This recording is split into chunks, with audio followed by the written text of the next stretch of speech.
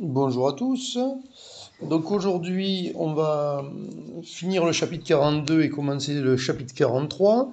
Et surtout, on va en fait sortir 3 points et un titre. Ça sera bien. Donc en fait, la dernière fois, donc on avait les frères de Joseph qui sont arrivés en Égypte pour leur premier voyage pour aller chercher du blé. Ils se sont fait recevoir de manière un peu moyenne par Joseph, qui voulaient un peu essayer de révéler leur cœur, puis de voir un peu où ils en étaient, puis d'avoir des informations aussi sur la situation dans son pays d'origine. Et là, on est au chapitre 25. Donc Joseph a mis, comment il s'appelle, Siméon en prison. Les autres s'en vont avec les sacs de blé. Et verset 25, il est dit, Joseph ordonna qu'on remplît de blé leurs sacs, qu'on remplit l'argent de chacun dans son sac, et qu'on leur donna des provisions pour la route. Et l'on fit ainsi. Ils chargèrent le blé sur leurs ânes et partirent. L'un d'eux ouvrit son sac pour donner du fourrage à son âne dans le lieu où ils passèrent la nuit, et il vit l'argent qui était à l'entrée de son sac.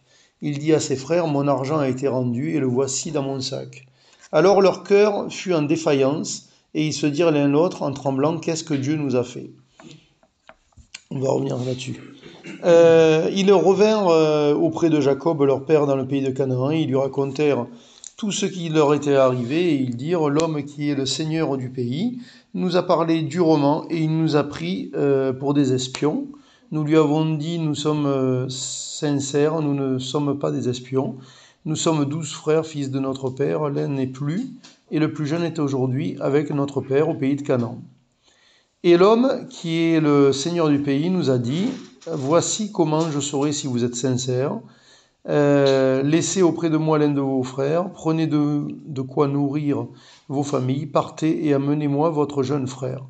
Je saurai ainsi que vous n'êtes pas des espions et que vous êtes sincères. Je vous rendrai votre frère et vous pourrez librement parcourir le pays. Lorsqu'ils vidèrent leur sac, voici le paquet d'argent de chacun était dans son sac. Ils virent eux et leur père, leur paquet d'argent, et ils eurent peur.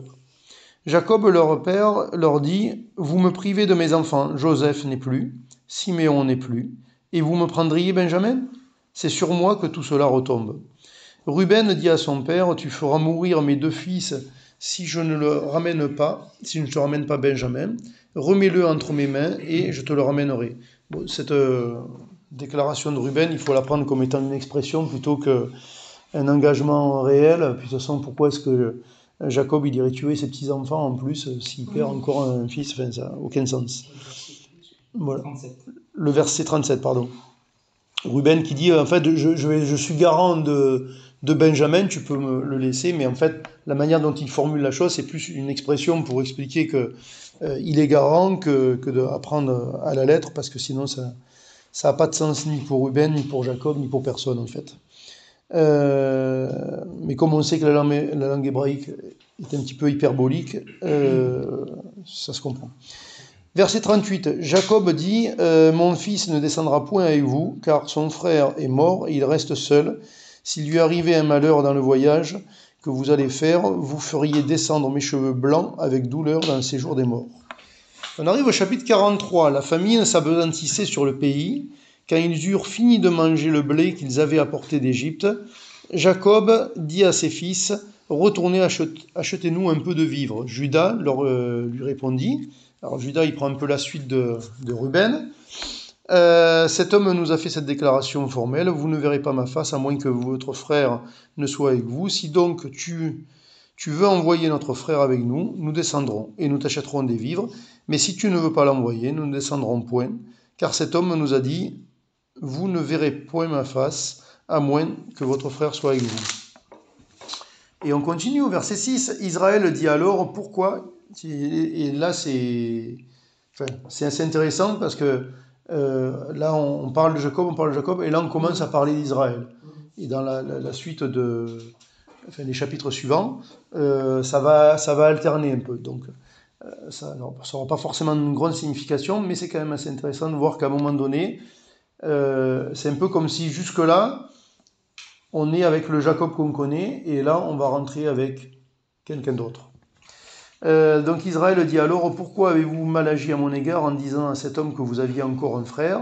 Ils répondirent, cet homme nous a interrogés sur nous, sur notre famille, en disant, votre père vit-il? Encore avez-vous un frère? Et nous avons répondu à ces questions. Pouvions-nous savoir qu'il dirait, faites descendre votre frère? Judas dit à Israël, son père, laisse venir l'enfant avec moi afin que nous nous levions et que nous partions, et nous vivrons et ne mourrons pas, nous, toi et nos enfants. Je réponds de lui, tu le redemanderas de ma main, si je ne le ramène pas auprès de toi, et si je ne le remets pas devant ta face, je serai pour toujours coupable envers toi. Au verset 10, car si nous n'eussions pas tardé, nous serions maintenant 2 fois de retour. Une chose qui est quand même intéressante à noter avant de rentrer dans les points que je vois, c'est quand même on est en train de parler de famine. Ils font pas juste un voyage pour dire on va avoir un peu un surplus, s'améliorer, mettre du beurre dans les épinards. Je veux dire, ils sont dans une situation de famine. En fait, le temps passe et c'est intéressant parce que finalement on voit, en tout cas certains des fils de Jacob, qui finalement prennent une certaine position pour lui parler. Donc là, cette histoire de famille, en fait, fait que les fils de Jacob, ils prennent une autre position par rapport au père, et parce qu'ils pourraient simplement dire, bon ben écoute, si tu veux, on y va, on essaye de voir si en rendant l'argent qui nous a été mis dans les sacs, est-ce que finalement il ne redonnerait pas du blé, même s'il n'y a pas le fils même. Mais bon, là non, ils sont assez carrés, on va dire. Et donc au verset 10, donc, il nous dit, donc, car si nous n'eussions pas tardé, nous serions maintenant 2 fois de retour. Israël, leur père, leur dit, puisqu'il le faut, faites ceci, prenez dans vos sacs les meilleures productions du pays pour emporter un présent à cet homme, un peu de baume, un peu de miel, des aromates, de la myrrhe, des pistaches et des amandes. Prenez avec vous de l'argent au double et remportez l'argent qu'on avait mis à l'entrée de vos sacs. Peut-être était-ce une erreur. Prenez votre frère et levez-vous, retournez vers cet homme. Que le Dieu Tout-Puissant vous fasse trouver grâce devant cet homme et qu'il fasse revenir avec vous votre autre frère et Benjamin, et moi, si je dois être privé de mes enfants, que j'en sois privé. Alors on va revenir un peu sur tout ça, et en fait j'ai 3 points. Le premier point, c'est intéressant. Le premier point, en lisant ce passage-là, mais évidemment en lisant d'autres, c'est que Dieu est dans l'histoire. Et alors, bien sûr qu'il est dans l'histoire, mais quelque part, ils en sont quand même un tant soit peu conscients que Dieu est dans l'histoire, et on le voit dans ce qu'ils disent. Par exemple, leur peur, elle est due au fait que, justement, ils réalisent que Dieu est dans l'histoire. Mais Dieu, il est dans l'histoire depuis longtemps. Dieu est dans l'histoire depuis qu'ils ont vendu Joseph, en fait. Et ils font des liens qui ne sont pas particulièrement logiques, en réalité, puisque pour eux, Joseph, il est mort, ou en tout cas, c'est sûrement pas le premier ministre d'Égypte. On ne sait pas, c'est un esclave quelque part, ou il est mort, mais en tout cas, c'est sûrement pas la personne qu'ils ont en face d'eux, en tout cas, ils ont eu à un moment donné. Mais ils font des liens. En fait, leur conscience leur fait faire des liens, et le peu de fois, ou prou, j'en sais rien, mais admettons peu, de fois qu'ils ont en Dieu, fait que ils sont pas à l'aise avec ce qu'ils ont fait, ils se le disent entre eux-mêmes, là, comme on l'a vu le chapitre précédent, quand Joseph leur propose un loft de 3 jours, ils discutent entre eux et ils se remémorent des choses d'il y a 20 ans en arrière, 22 ans même, et en tout cas ils réalisent qu'ils n'ont pas bien fait, ou en tout cas ils le verbalisent qu'ils n'ont pas bien fait. Donc la première chose, c'est que Dieu, il est dans l'histoire. Et alors, pour eux, là en l'occurrence, dans ce qu'on a lu, il est, en tout cas dans un premier temps, plutôt de manière négative dans l'histoire. Mais en tout cas, pour nous, dans notre vie, une chose à considérer, c'est que Dieu est aussi dans notre histoire, et c'est peut-être une chose qu'on perd de vue des fois, et on vit notre vie peut-être de manière un peu naturelle par moment, ou trop souvent, je ne sais pas, et alors qu'en fait, Dieu est dans l'histoire. Et Dieu est dans l'histoire, ça veut dire que Dieu peut faire quelque chose, ça veut dire que Dieu est en train de faire quelque chose, ça veut dire que notre vie n'est pas anodine, c'est pas le fruit du hasard, et ça veut dire qu'il y a un sens là-dedans, et que ce sens, il est à trouver, mais pas seul. Il est à trouver avec Dieu. Donc le premier point, c'est ça, c'est que Dieu, il est dans l'histoire. Et on le voit partout, en fait. il est aussi dans l'histoire, on va en reparler un petit peu plus tard sur le troisième point, avec Jacob. Parce qu'en fait, je vous ai dit, il est nommé Jacob, puis à un moment donné, on passe à Israël, mais ensuite on alternera de toute façon. Mais en tout cas, il y a quand même un passage à un moment donné, et ça c'est intéressant parce que dans ces chapitres qu'on vient de lire, 42, 43, on voit aussi Jacob qui change. On voit aussi une chose, c'est que eux, ils sont conscients qu'ils sont en train de récolter leur péché d'il y a longtemps, mais Jacob, lui, quelque part, il est aussi en train de récolter les mauvaises graines qu'il a mis dans sa vie il y a très très longtemps. Parce que, par exemple, la polygamie, ben, résultat, là, ses fils, c'est un peu le bazar. Pourquoi est-ce qu'il n'y a plus Joseph? Ben, c'est aussi parce qu'il y a eu la polygamie. Pourquoi est-ce que là, il craint? Voilà. On voit un Jacob qui n'a pas confiance dans ses fils. Là, clairement, en gros, il est là. Et puis, qu'est-ce qu'il dit? Il dit, en fait, vous me privez de mes fils. Donc, comment dire, il sous-entend bien qu'il y a quelque chose qui n'a pas été clair à un moment donné. Il ne sait pas exactement qu'est-ce qui s'est passé, mais c'est pas clair pour lui. Donc, il n'est pas du tout en une grande confiance avec ses fils non plus. Mais on voit un Jacob qui va évoluer parce que donc là, il se lamente. Si vous prenez mon fils Benjamin et qu'il ne revient pas, je vais tomber dans la tombe, enfin, je vais mourir avec mes cheveux blancs, enfin bref, etc. etc. Non, vous n'allez pas y aller. Finalement, qu'est-ce qui se passe? Ben, il se passe le deuxième point, c'est-à-dire qu'au chapitre 43, verset 1, la famine s'appesantissait sur le pays. Ça, c'est mon deuxième point, c'est la pression. Dieu permet la pression dans la vie. Mais pour revenir sur Jacob, c'est que il va finir par céder. Et en fait, le fait qu'il cède, c'est dû au fait que la famine s'appesantit, mais c'est dû au fait qu'il y a Dieu aussi qui s'appesantit sur son cœur. Et nous, dans nos vies, ben, c'est pareil. Discernons qu'est-ce que Dieu est en train de faire dans notre vie et qu'est-ce qu'il veut. Qu'est-ce qu'il veut lui? Parce que nous, on veut beaucoup de choses. Hein. Nous, on veut beaucoup de choses. On n'a pas tout ce qu'on veut. On est souvent déçus. Quand on fait le bilan, c'est peut-être pas comme on aurait voulu. Hein, c'est même en général pas trop. Il y a des bons points, il y a beaucoup de mauvais points. Mais la question au-delà de tout ça, c'est qu'est-ce que Dieu veut? Et peut-être que des fois, le bilan est moyen, alors parce que nous sommes pécheurs, mais il est aussi peut-être moyen parce que j'ai peut-être cherché autre chose que ce que Dieu veut. J'ai peut-être cherché beaucoup ce que moi, ce que j'attendais de la vie, peut-être. Alors après, avec les années, avec l'âge et tout, on évolue, on a moins d'options aussi. Donc on cherche peut-être un peu moins. Mais en tout cas, quand on est jeune, qu'est-ce qu'on cherche? Et plus tard, le phénomène est le même. Et donc, on voit un Jacob qui va changer, et ça sera très intéressant, ce sera mon troisième point, et ça sera le titre. Mais voilà, on voit ce Jacob qui va changer.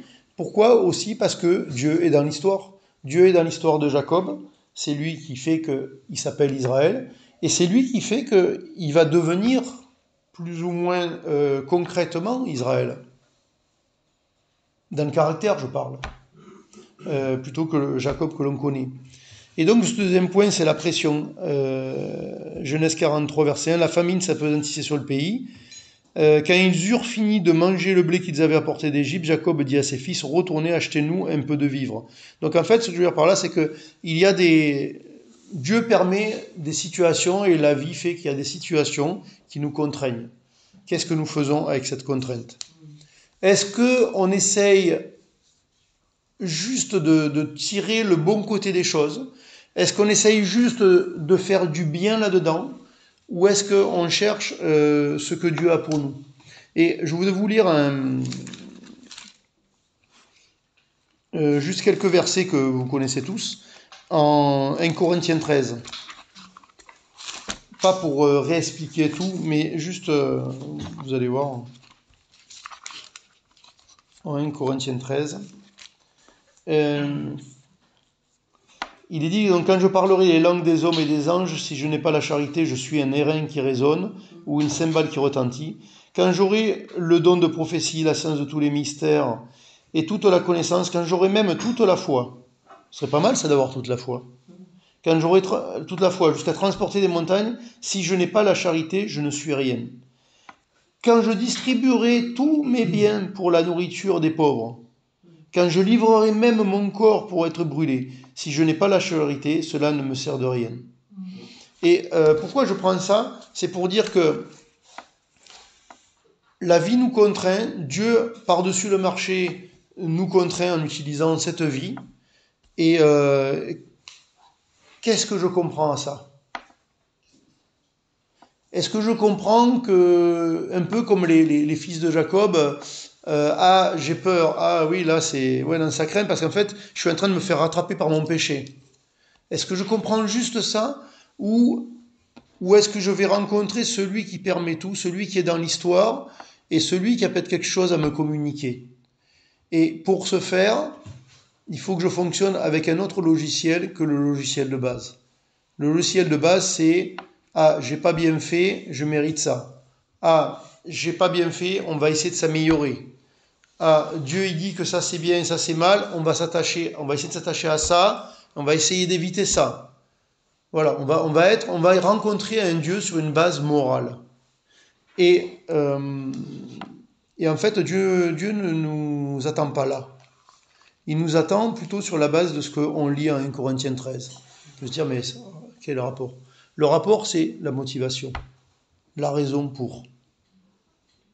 Parce que ce qui est cité dans les 2-3 versets que je vous ai lus de 1 Corinthiens 13, on va dire, voilà, c'est des bonnes choses, et je pense on peut essayer de faire, on peut demander à Dieu de nous donner, on peut, je sais pas, hein, donne-moi plus de foi, moi je vais essayer de donner aux pauvres, donc je vais essayer de bien faire, ok, mais s'il n'y a pas la charité, c'est pas moins bien, ça ne sert à rien.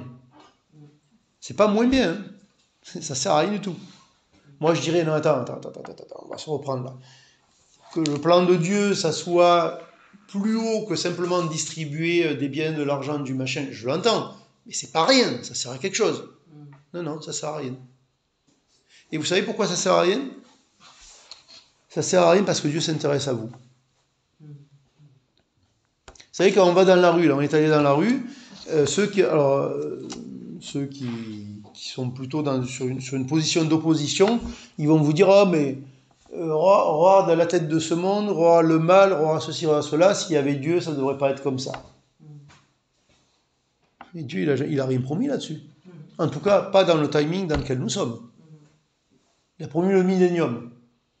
Mais hormis le millénium, il n'a rien promis. Il a expliqué pourquoi on est là et sa solution à lui. Enfin, pas sa solution, en tout cas, ce que lui, son plan. Son plan, c'est l'évangile. Je dirais qu'à la limite, c'est même pas une solution pour ce monde, c'est l'évangile. Donc finalement, c'est une solution individuelle pour l'avenir, en fait. Mais pour ici, aucune promesse. Donc distribuer de la nourriture, de machin, de ceci, de cela, moralement, c'est bien. Spirituellement, c'est pas le sujet. Quelle est ta motivation? D'où tu le tiens? Qu'est-ce qui t'amène à donner ça? Parce que je pense que l'être humain, quel qu'il soit, le logiciel de base dit je fais ça ou d'autres choses, n'importe quelle bonne action, on va dire. En général, c'est pour apaiser sa conscience. C'est pour se justifier devant un Dieu, devant un système, devant soi-même, devant ses parents, devant je sais pas quoi. Mais voilà, en fait, le logiciel de base de l'être humain, c'est exactement comme les fils de Jacob. Je suis en dette et j'essaye de rembourser mes dettes avec des bonnes choses. Et le logiciel de Dieu, c'est pas celui-là. C'est de rencontrer la charité. Et si on lisait, je vais pas le faire cet après-midi, mais si on lisait la suite des versets que j'ai lus en 1 Corinthiens 13, il est parlé de ce qu'est la charité. Et en fait, ce qui est décrit, c'est une personne, c'est Jésus. La charité, elle est patiente, elle ne soupçonne pas le mal, elle croit tout, elle ceci, elle cela. Donc, vous voyez. Et ça, c'est le projet de Dieu pour nous. Ça, c'est le projet de Dieu pour nous. C'est pas de s'améliorer sur le chemin. Ça, c'est la religion, en fait. Mais même au-delà de la religion, c'est l'homme. C'est l'homme, parce que l'homme athée fait exactement la même chose que l'homme religieux. Il essaye de faire du bien, il essaye de s'améliorer, et il essaye d'atteindre quelque chose qui le transcende. Il n'appelle pas Dieu, parce qu'il croit qu'il n'y a pas de Dieu, mais ça va être autre chose.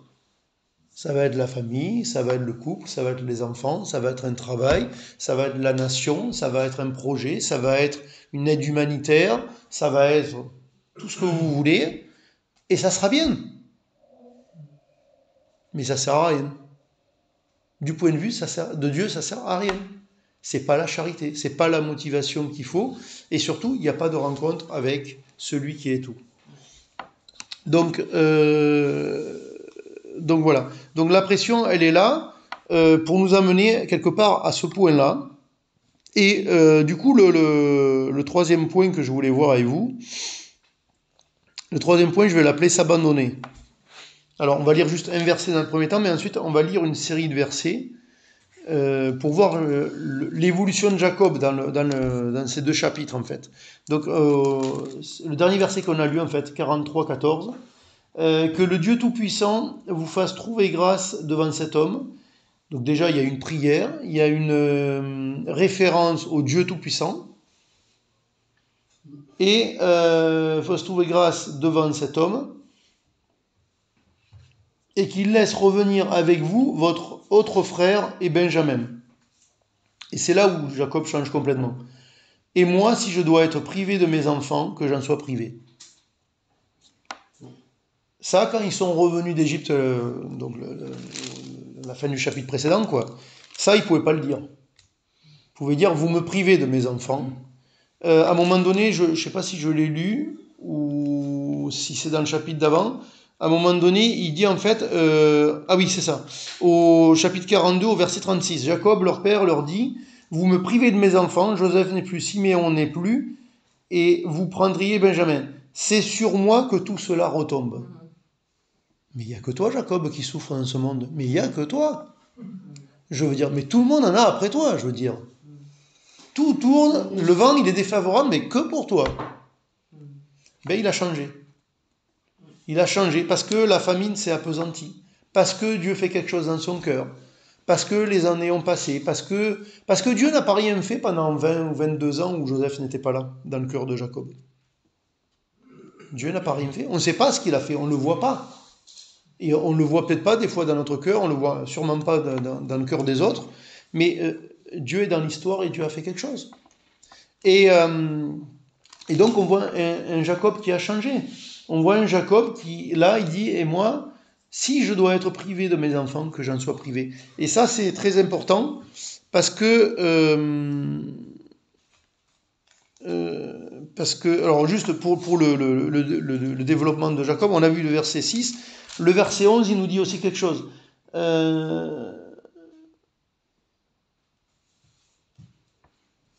Au verset 11, Israël, il leur dit, ben, vous allez prendre des aromas du pays. Enfin, il essaye encore une fois comment dire, ben, d'amadouer celui qui domine sur l'Égypte. Vous allez le retrouver et bon, ben, on va essayer d'infléchir cet homme-là. Donc, vous allez prendre un peu des productions du pays et peut-être que, voilà, il va comprendre il va être cool, quoi. Mais en fait, à la fin des fins, à un moment donné, et nous c'est pareil dans notre vie, nous on met des choses en place, on se bute, on se braque, on ne veut pas, et Dieu nous attend à ce point-là. Si je dois être privé de mes enfants, que j'en sois privé. Si cette situation ne doit pas changer, ben qu'elle ne change pas.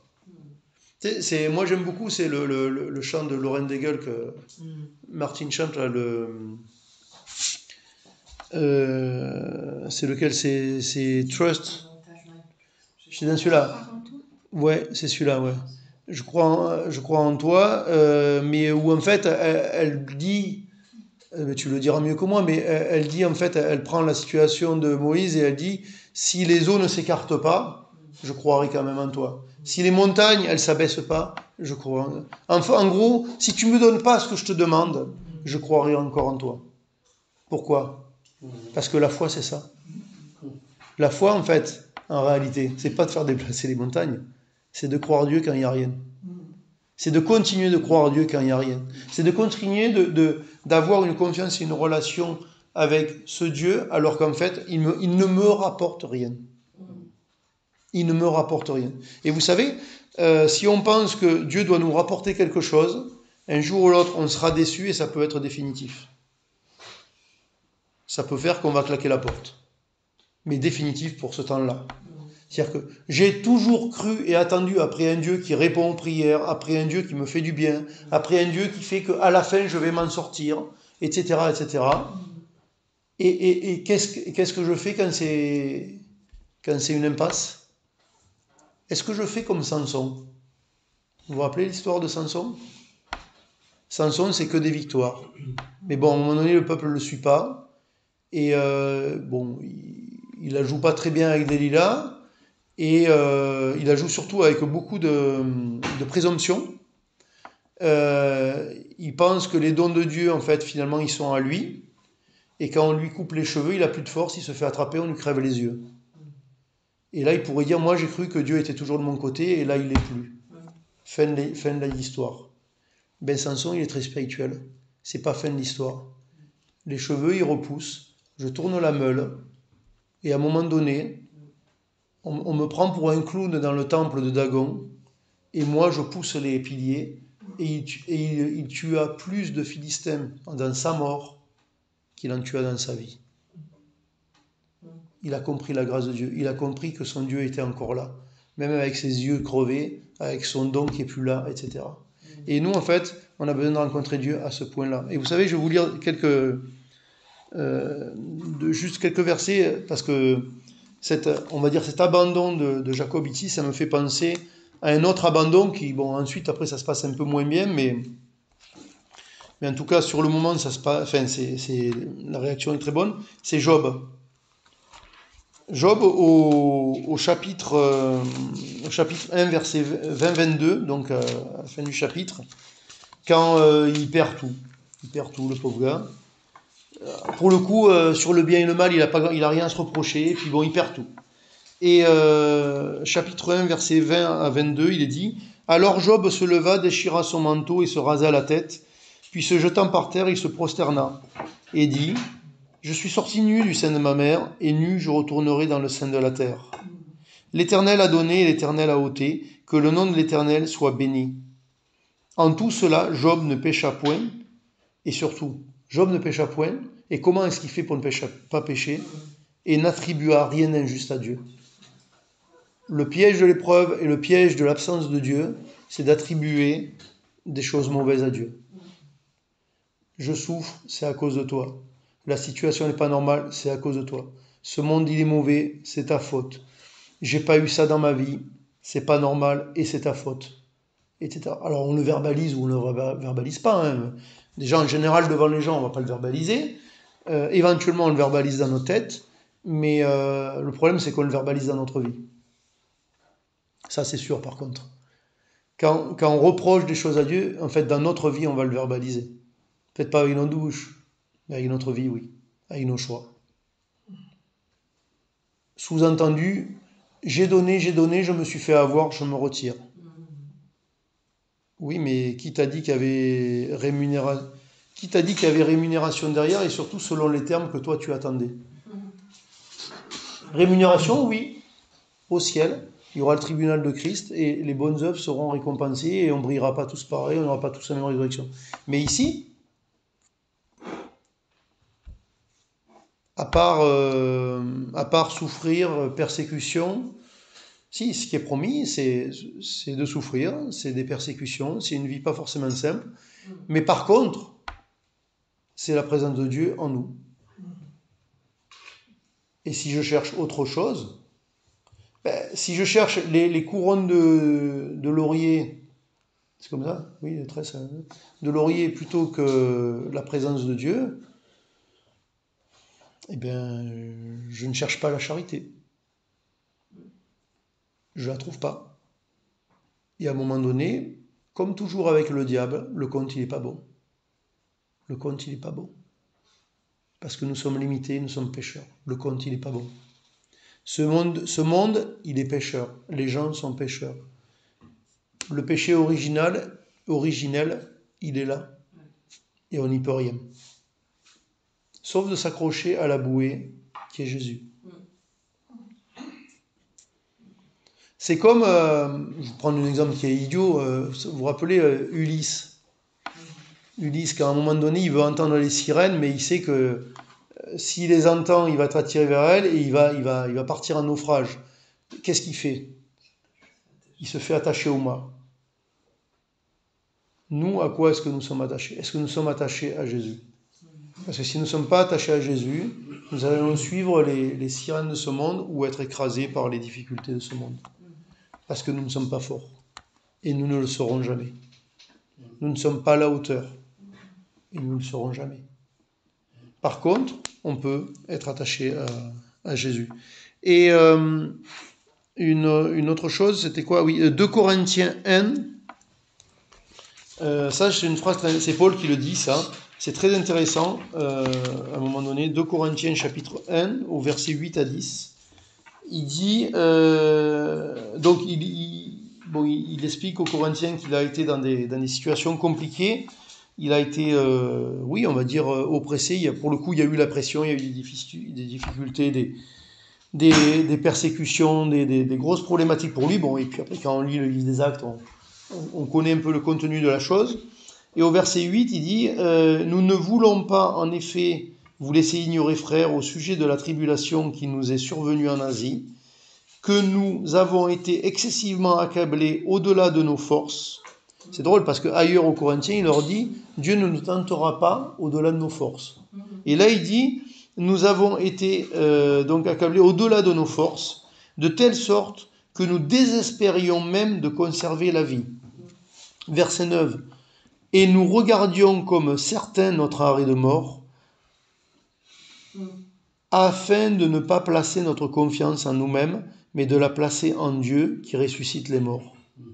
Donc ça veut dire qu'à un moment donné, il est dans une situation extrême, et en fait la solution, c'était pas de lutter contre la situation ou de chercher des solutions, comment on va s'en sortir, c'était de dire en fait, j'accepte d'être mort là-dedans. J'accepte que en fait ça finisse là. Et je m'attends juste à Dieu qui ressuscite les morts. Donc ça veut dire que, voilà, ok, ben peut-être que là c'est terminé, peut-être que là je vais mourir, et là où je braque mon regard, c'est sur après. Je vais le rencontrer là-haut parce qu'ici c'est fini. Et il se trouve que, voilà, Dieu a fait des choses, mais il aurait pu ne pas les faire.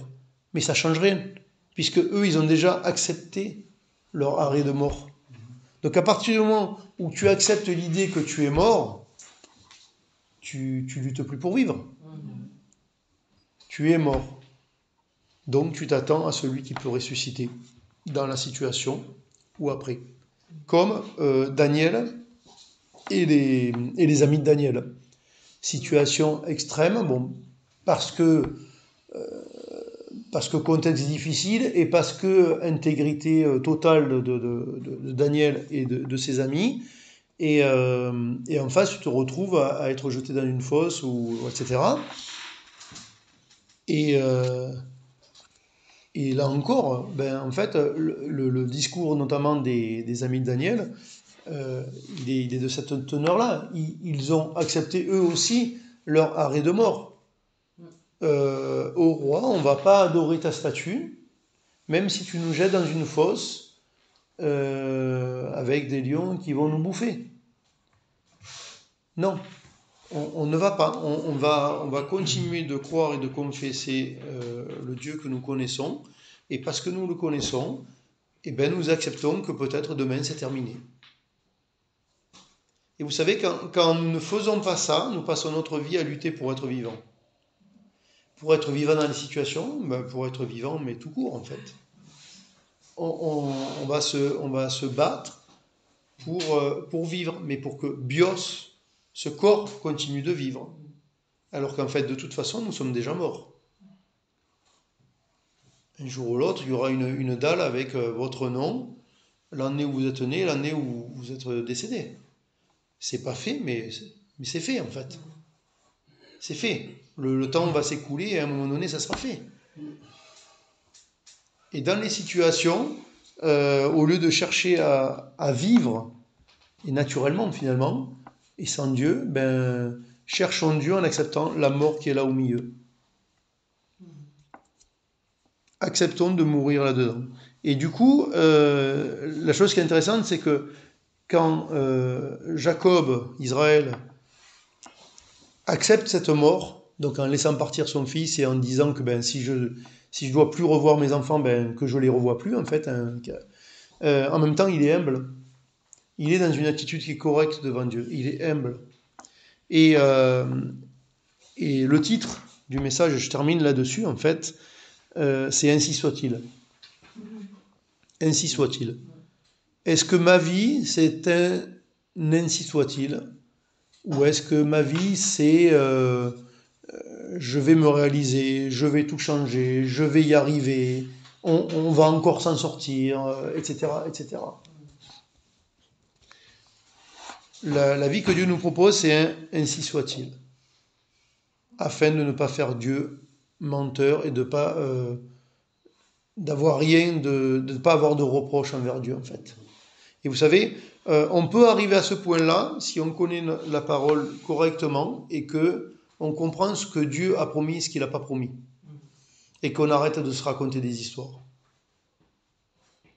Il y a plein de choses que les chrétiens attendent de Dieu alors qu'il ne l'a jamais promis. Jamais promis. Est-ce que vous voyez, vous, dans la Bible, que Dieu il a promis qu'un homme et une femme chrétiens qui se marient, tout doit baigner dans tous les domaines? Non, mais est-ce que vous le voyez écrit? Je sais que bon, la plupart sont mariés ou ont été mariés. Vous avez votre expérience et vous allez dire, ben, selon mon expérience, ben, non. Oui, non, mais est-ce que c'est écrit? Non. Donc, quand on prend la Bible et qu'on dit, ben voilà, tu es chrétien, elle est chrétienne, tu es rempli du Saint-Esprit, tu marches avec Dieu, donc tout doit rouler, eh bien, c'est marqué nulle part. Donc, peut-être que ça roulera bien pour certains, moins bien pour d'autres. Pourquoi, j'en sais rien, c'est son problème. Mais dans tous les domaines. En termes de travail, d'études, de santé. Pourquoi lui, il contracte une maladie pourrie à 40 ans et l'autre, il fait encore un marathon à 90 ans? J'en sais rien. Mais vous savez quoi? Je suis trop long, c'est dommage. Si, je vais quand même vous lire ce verset. Matthieu 5, 45, on le connaît tous. Mais c'est intéressant à la lumière de ce que je dis ici, et puis je vais juste faire un petit commentaire rapide. C'est dans les Béatitudes, et Matthieu 5, 45, c'est Jésus qui parle évidemment, et il dit, en fait au verset 44, il dit « Aimez vos ennemis ». Et au verset 45, donc c'est la suite de « Aimez vos ennemis, faites du bien, etc. etc. » Et il y a un lien avec le verset 45, « Afin que vous soyez fils de votre Père qui est dans les cieux, car, donc parce que, car il fait lever le soleil sur les méchants et sur les bons, et il fait pleuvoir sur les justes et sur les injustes. » Et en fait, quand je n'accepte pas la mort à moi-même, je refuse le verset 44 qui dit d'aimer les ennemis, parce que je n'accepte pas que le soleil brille sur les méchants et sur les justes. Et je n'accepte pas une chose non plus, c'est qu'il pleuve sur les justes comme sur les méchants. Les bonnes choses, le soleil devrait briller que sur les justes et il devrait pleuvoir que sur les méchants. Et là, je ferais peut-être un effort pour aimer mes ennemis. Mais non. Dieu, il dit en fait, c'est pareil pour tout le monde. Et dans ce pareil pour tout le monde, comment est-ce qu'ils vont voir une différence si vous aimez vos ennemis? Et pour ça, ben, évidemment, il faut mourir à soi-même parce que moi, j'aime déjà personne, même les gens qui sont gentils. Donc, les ennemis, vous imaginez bien qu'on a un peu de mal à les aimer. Voilà, donc, ainsi soit-il.